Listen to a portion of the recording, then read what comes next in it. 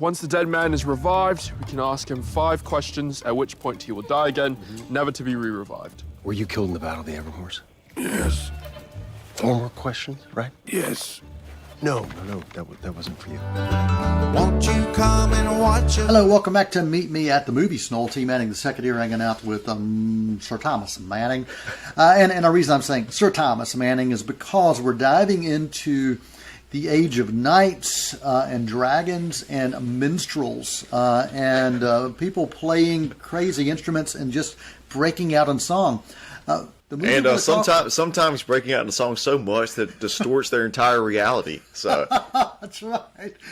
And the movie we're going to talk about really isn't a musical in the sense of true musicals, true form musicals, but it is a film that I think surprised a lot of people. Dungeons and Dragons is what we're talking about.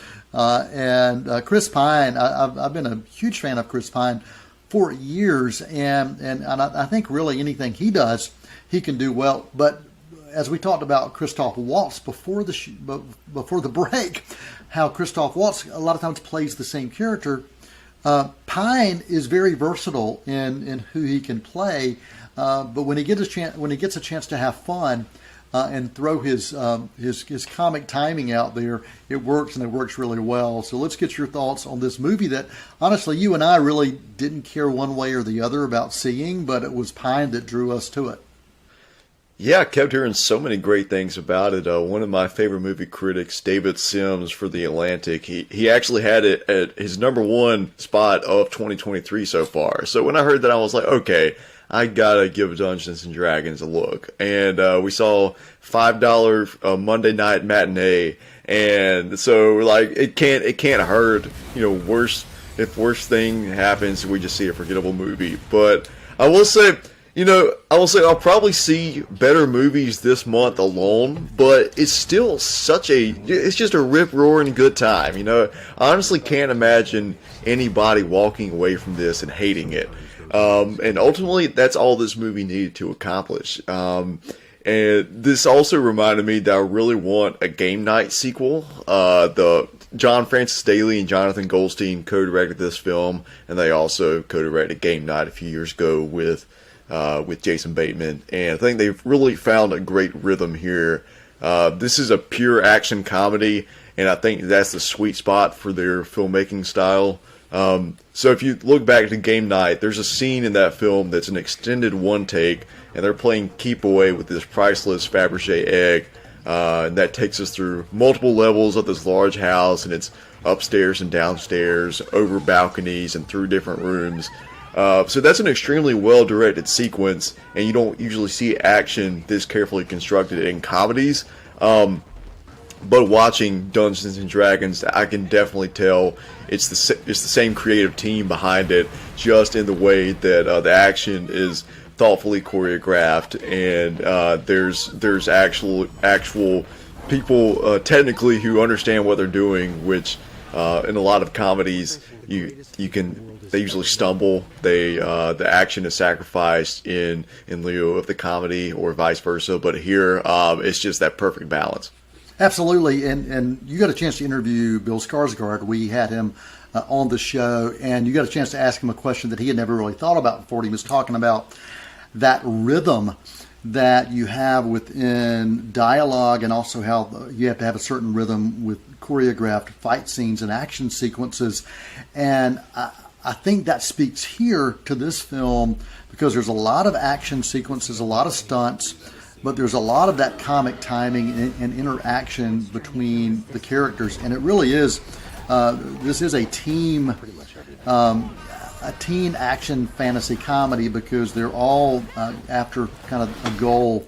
And while there's one character, of course, that has more to gain than the others, they all have ultimately something to get out of that treasure that they're seeking. And the treasure, while it may be physical, there's also a treasure that's very personal, and a heartfelt treasure too. And I'm not going to give away a whole lot, because I want people to check out the movie. But I think that rhythm shows strongly with what Daly has been able to pull together here. And if you saw Game Night and watched this, you say, yep, I see exactly what you're talking about. And it really does work. I found myself just sitting and smiling most of the way through this film. It wasn't a, it's not going to be one of those films that's I'm going to be thinking about during award season. It's probably not going to be one of those films that I'm going to think about when people ask me for my favorite action fantasies of all times. But that said, it was still just a joy and just an escape and just a wonderful time to engage in cinema. Yeah, and you mentioned the kind of internal treasure that's the thematic through line of the movie.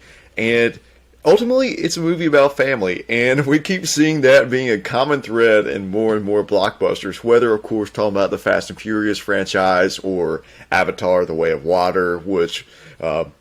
this family is our fortress, as Jake Sully said in that film, or even in a movie we talked about a few weeks ago that you weren't a huge fan of, but you still appreciated some of the emotion behind it, Shazam! Fury of the Gods.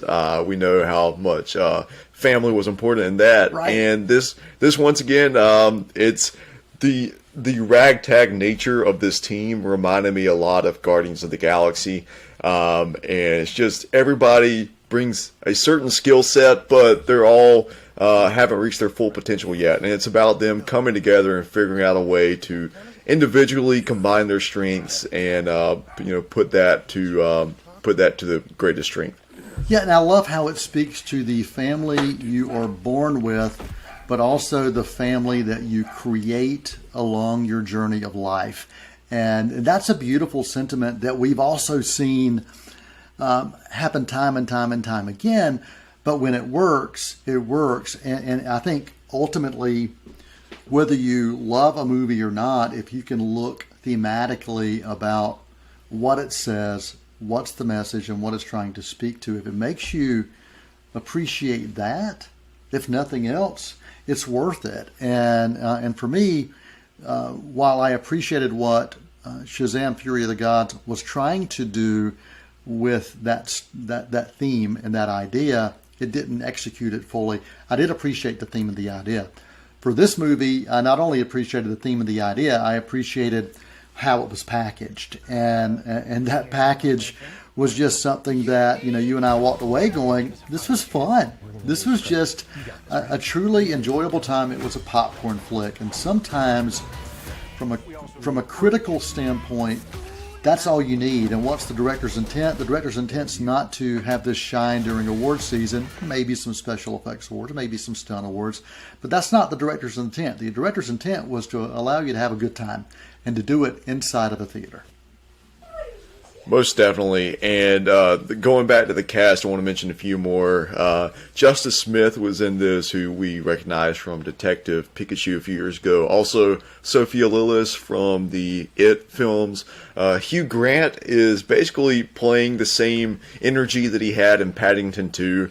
This kind of exaggerated, just villain role where he's having such a great time. And Michelle Rodriguez, she is absolutely jacked in this movie. It's her workout routine. I don't know what she did, but her arms are massive. And one of the early action scenes in this movie, it has her beating up like a half dozen bad guys in full suits of armor, and she just has a single brick and holding her own against all of them. So shout out Michelle Rodriguez.